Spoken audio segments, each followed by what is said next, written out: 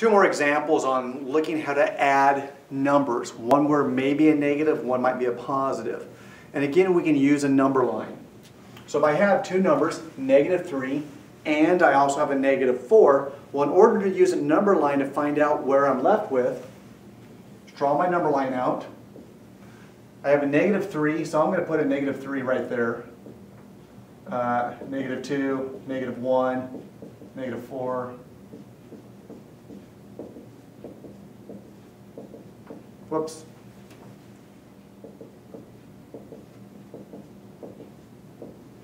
So that's just a part of the number line that I want to focus in.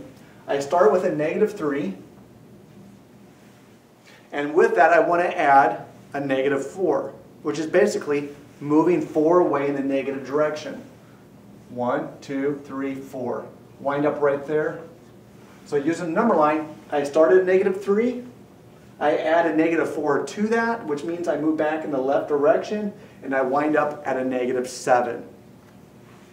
To do that with a -6 and a +2, well, -6 I start with. So I start right there, and then with that it says add 2, which means move 2 spots in the positive direction. 1, 2. And so I end up on a 4, and so my result here is a -4. So again, that's one way to use a number line to help you understand what's happening when we add positive numbers with negative numbers. Or you can think of that paycheck and the bill system as well. Here I have two things in the mail. I have a -3 in the mail and I have a -4 in the mail. Since they're both negative, they represent bills to me. So I have two bills. I owe $3 and I owe $4. So how many dollars do I owe altogether? I owe 7. Over here I have a -6 and a 2. Again, I got two things in the mail, which means this and. The first thing, I got a bill for $6. The second one, I got a paycheck. It's a +2 for $2. So if I earn $2, but I owe $6, how many dollars am I left up with?